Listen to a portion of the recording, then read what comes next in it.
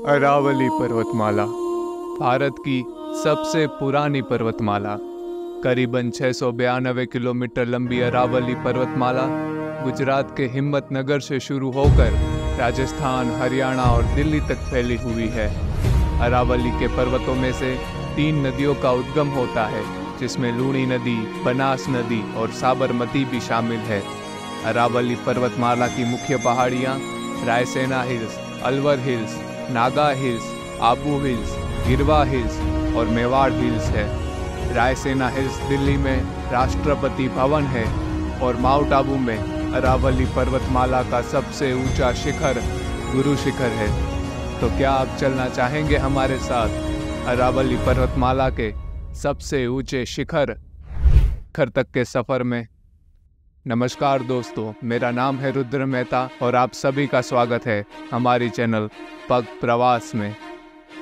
हमारे प्रवास की शुरुआत करीबन रात 12:30 बजे सूरत रेलवे स्टेशन से होती है, जहां से हम आबू जाने के लिए ट्रेन पकड़ते हैं। रात को चांद के साथ बातें करते हुए मुझे नींद आ जाती है और सुबह होते ही अरावली पर्वतमाला की शुरुआती पहाड़ियाँ मुझे अपनी दास्तान सुनाने लगती हैं। आबू पहुंचते ही हम यहाँ के पहाड़ों की जान थार में बैठकर आबू से माउंट आबू तक का सफ़र तय करते हैं। धूप में चमकती हुई हरियालियों के साथ माउंट आबू के पर्वतों की शुरुआत होती है।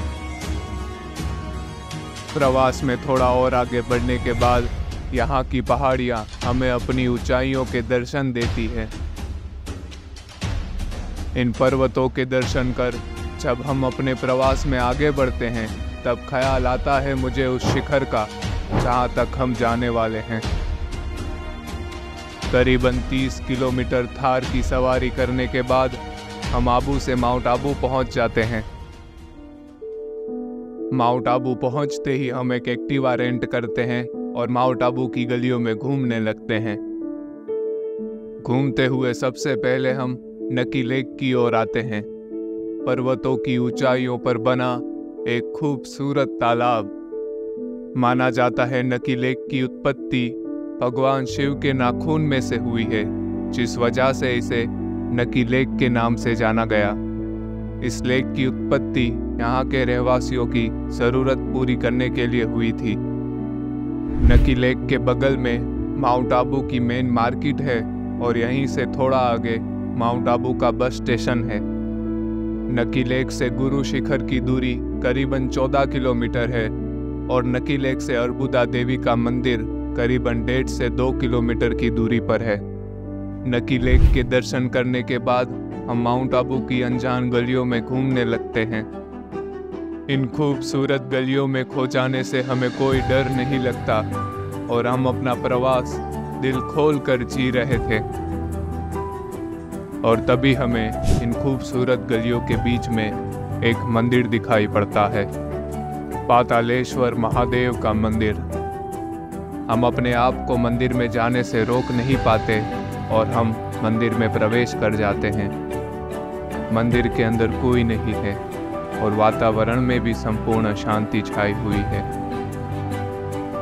मंदिर के आंगन में एक धूणी है, जिसके सामने रामापीर का एक छोटा सा मंदिर है।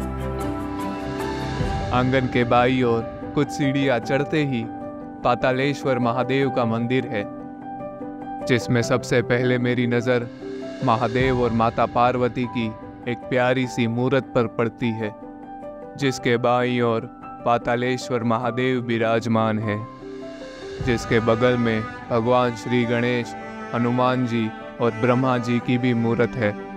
शिव और शक्ति की मूर्त की दाईं ओर भगवान हनुमान का मंदिर है। थोड़ी देर मंदिर की शांति का लुत्फ उठाने के बाद हम फिर से माउंट आबू की गलियों में निकल पड़ते हैं।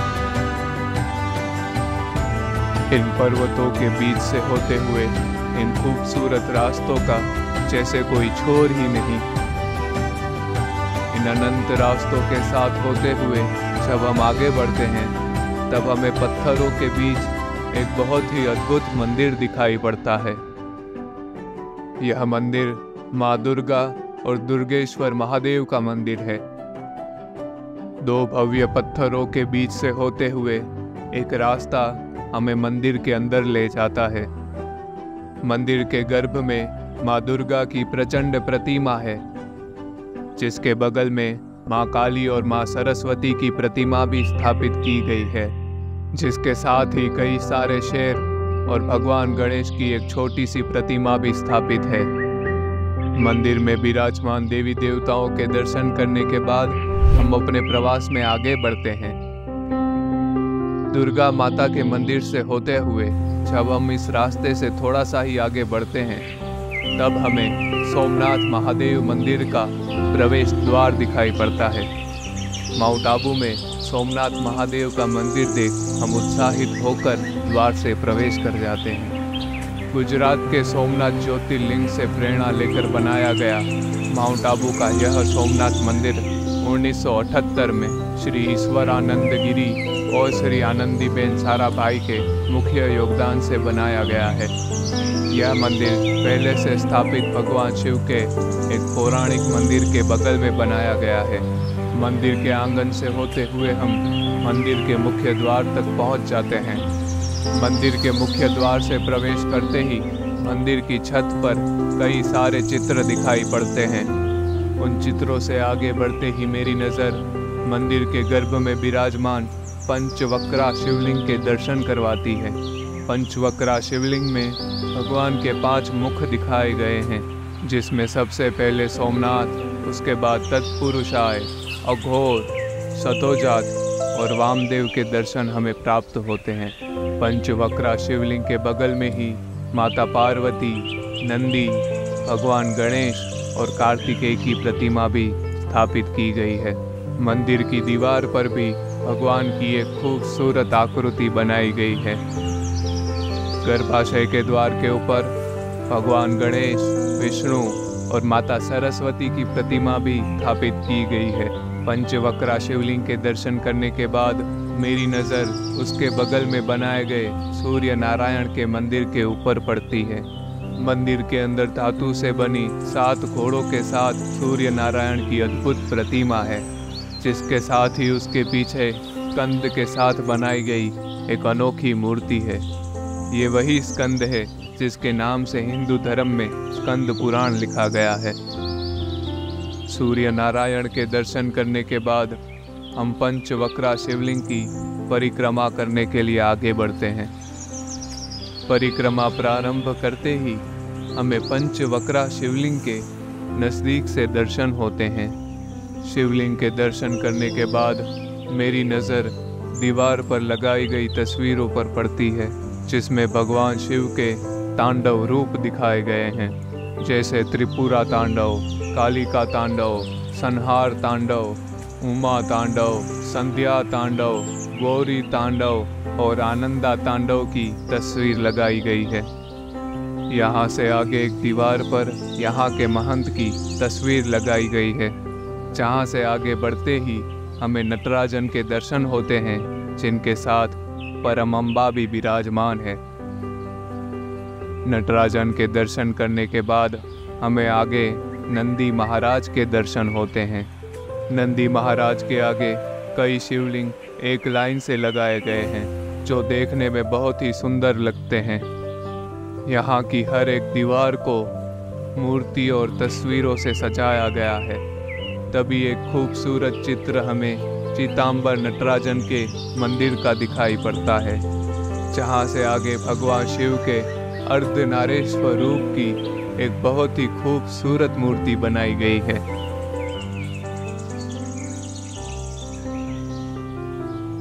अर्धनारेश्वर रूप के दर्शन करने के बाद आगे एक दीवार पर लकड़े से बनी एक आकृति दिखाई पड़ती है, जिसमें कई सारे देवता नृत्य कर रहे थे और यह आकृति स्कंद का रूप ले रही थी, जिसे मुर्गन के नाम से भी जाना जाता है। यहाँ से आगे एक दरवाजे पर ओम की आकृति बनी हुई है, पर हमारे पास इस दरवाजे से प्रवेश करने की इजाज़त नहीं है, इसीलिए हम पंचवक्रा की परिक्रमा पूर्ण कर बाहर आ जाते हैं। बाहर आते ही बाईं ओर हमें अष्टदिक्पाल के अद्भुत दर्शन प्राप्त होते हैं। अष्टदिक्पाल का मतलब होता है 8 दिशाओं के रक्षक, जिसे कई लोग 8 गार्डियन ऑफ द डायरेक्शन भी कहते हैं, जिसमें भाग्य के देवता कुबेर उत्तर के दिक्पाल हैं, यमराज न्याय और मृत्यु के देवता दक्षिण के दिक्पाल हैं, स्वर्ग के राजा इंद्र पूर्व के दिक्पाल हैं, समुद्र के देवता वरुण पश्चिम के दिक्पाल हैं, जन्म मरण और समय चक्र के देव विष्णा उत्तर पूर्व के दिक्पाल हैं, अग्निदेव दक्षिण पूर्व के दिक्पाल हैं, वायुदेव उत्तर पश्चिम के दिक्पाल हैं, दुख और दर्द हरने वाले देव निराता दक्षिणी पश्चिम के दिक्पाल हैं। अष्ट दिक्पाल के दर्शन प्राप्त करने के बाद हमें भगवान श्री विद्या गणेश, भगवान श्री ऋषि वेदव्यास जी और भगवान श्री ऋषि शंकराचार्य जी के दर्शन प्राप्त होते हैं। यहाँ से आगे कांच के दरवाजे के पीछे शायद यहाँ के महंत की एक तस्वीर है, जिसके सामने माता राज राजेश्वरी जी का मंदिर है। मंदिर की बाईं ओर अपरा की मूर्ति है और मंदिर की दाईं ओर परा की मूर्ति है।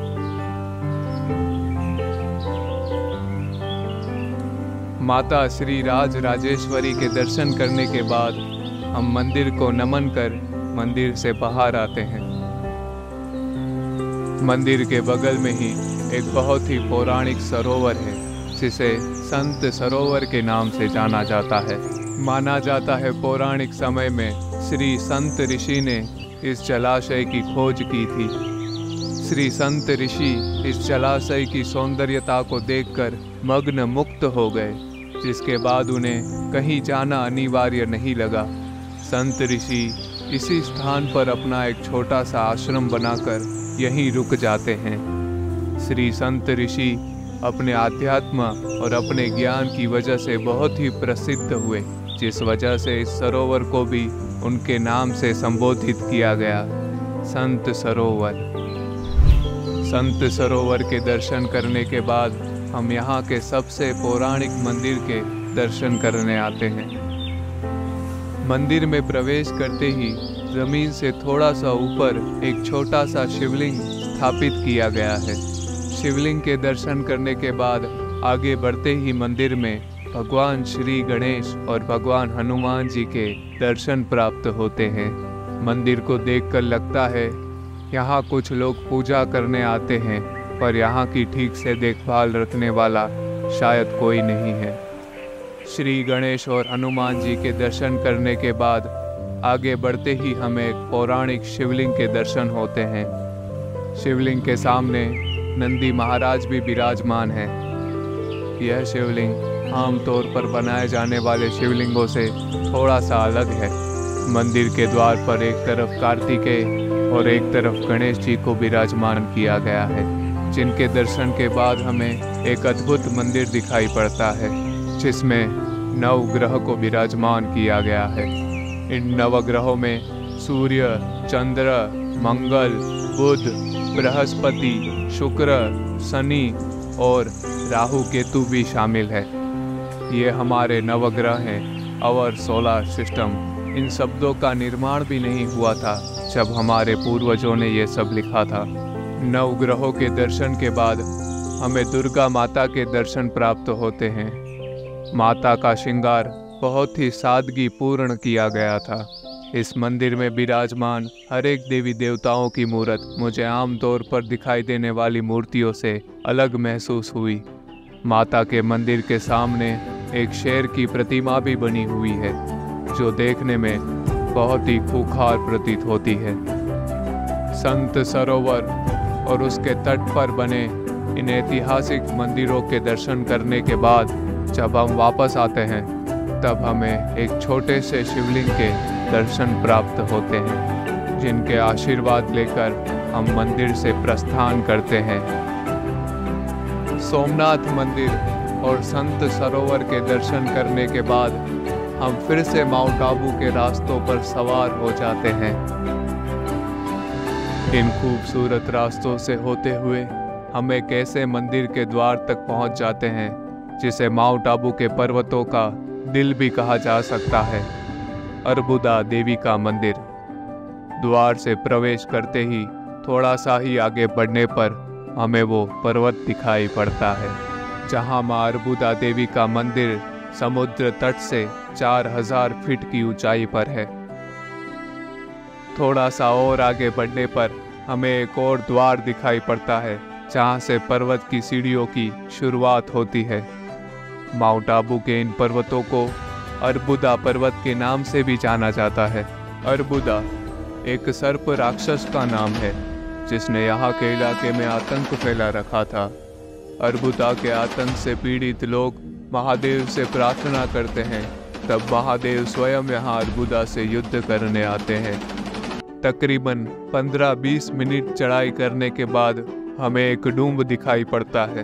डूम के अंदर यात्रियों के विश्राम के लिए जगह बनाई गई थी और यहाँ की चारों दीवारों पर श्लोक लिखे गए हैं। देवी प्रपन्न नात्री हरे प्रसीद प्रसीद मतजंतज खिलाशय। इसका मतलब है, शरणागत की दुखहारी देवी जगन्न माता हम पर प्रसन्न हो। इसके बाद सर्व बाधा विनिर्मुखो धन धनय सूत नीत वात वह मनुष्य मत प्रसन्देन भविष्य दिन संशया। तीसरा श्लोक जो हमारे प्रवेश द्वार के ऊपर लिखा गया है, दुर्ग समृता हर्षि मितीश शेष जनतो, जिसका मतलब यहाँ लिखा है, माँ दुर्गा आपका स्मरण भय हरण।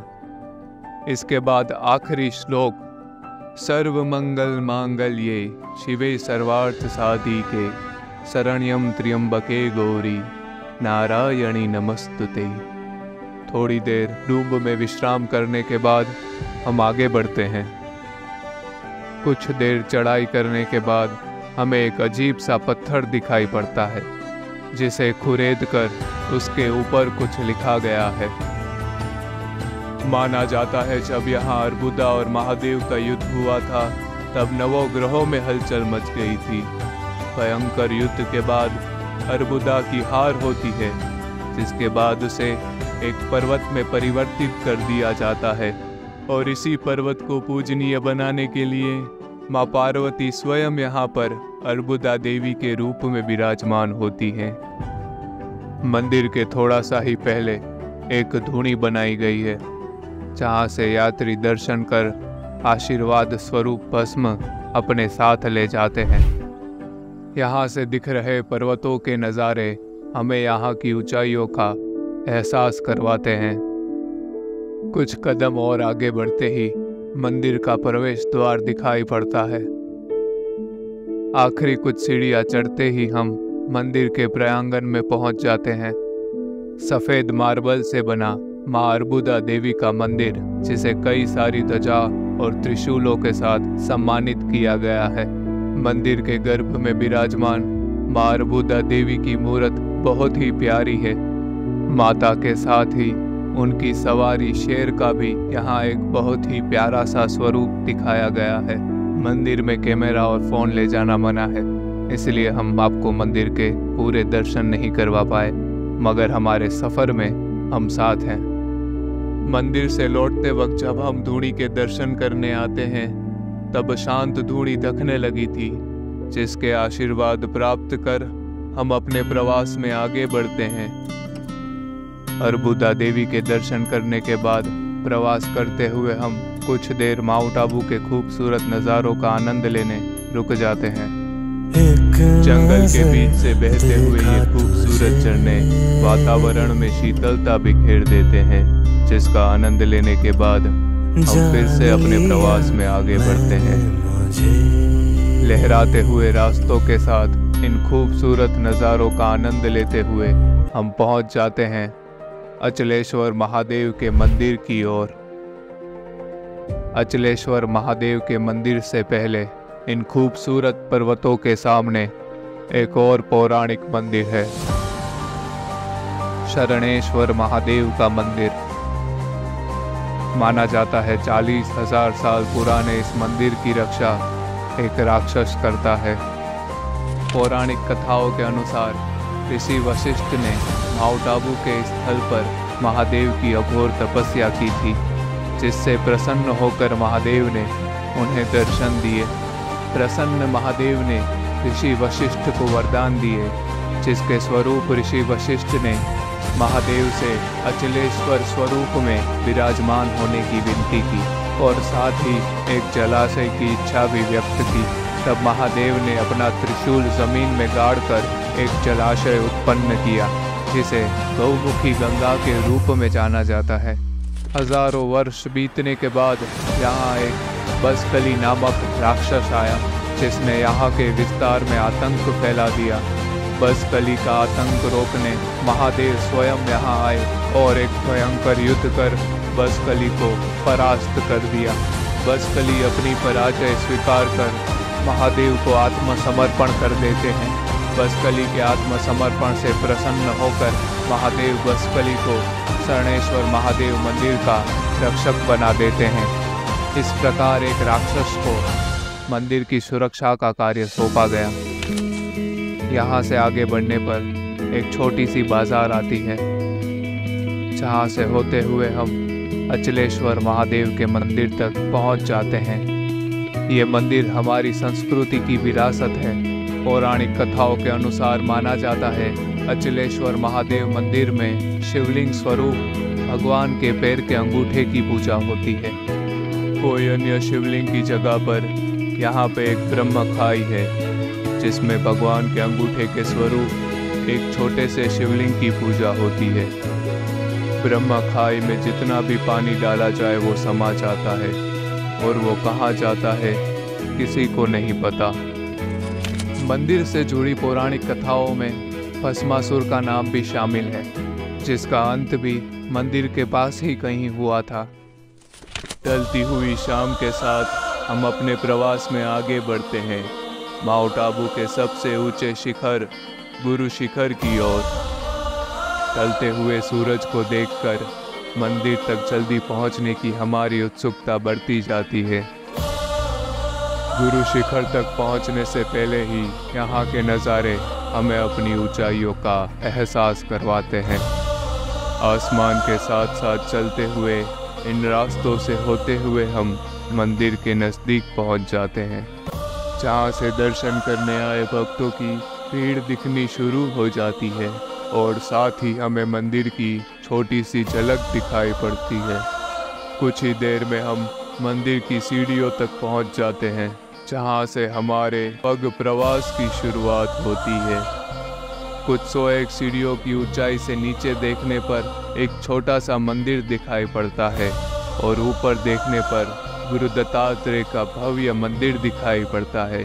इन पर्वतों की ऊंचाइयों पर बना भगवान गुरु दत्तात्रेय का ये मंदिर ऋषि वशिष्ठ द्वारा भगवान गुरु दत्तात्रेय के सम्मान में बनाया गया है। पौराणिक कथाओं के अनुसार ऋषि वशिष्ठ के पास नंदिनी नामक एक दिव्य गाय थी, जिसे विश्वामित्र के द्वारा चुरा लिया गया था। नंदिनी गाय से बिछड़कर ऋषि वशिष्ठ बहुत ही परेशान हो जाते हैं। तब वो भगवान गुरु दत्तात्रेय से मदद मांगते हैं। उन दिनों अपने प्रवास के दौरान भगवान गुरु दत्तात्रेय माउंट आबू के इसी स्थल पर ठहरे हुए थे, इसीलिए वो ऋषि वशिष्ठ की सहायता करने की जिम्मेदारी उठा लेते हैं। भगवान गुरु दत्तात्रेय विश्वामित्र से बात करने जाते हैं। भगवान गुरु दत्तात्रेय की सूझबूझ और उनका आध्यात्मिक ज्ञान देखकर विश्वामित्र प्रसन्न हो जाते हैं और ऋषि वशिष्ठ को अपनी गाय लौटाकर उनसे मित्रता कर लेते हैं। इसी वजह से ऋषि वशिष्ठ ने भगवान गुरु दत्तात्रेय के सम्मान में माउंट आबू के स्थल पर भगवान गुरु दत्तात्रेय का मंदिर बनाया। मुख्य मंदिर के दर्शन करने के बाद थोड़ा सा ऊपर आने पर ही एक पत्थर में गुफा समान भगवान गुरु दत्तात्रेय का एक छोटा सा मंदिर है, जिसमें भगवान गुरु दत्तात्रेय के पग पादुका रखे गए हैं। यह है अरावली पर्वतमाला का सबसे ऊंचा शिखर गुरु शिखर, जहां पर एक स्पेस सेंटर भी है। ढलती हुई शाम और आसमान में लहराती हुई अलख नाम की ध्वजा देखकर हमारा माउंट आबू का पग प्रवास यहीं पर संपूर्ण होता है। प्रवास में यहाँ तक साथ देने के लिए आप सबका शुक्रिया। अगर आपको ये वीडियो अच्छा लगा हो तो इसे लाइक ज़रूर कीजिएगा।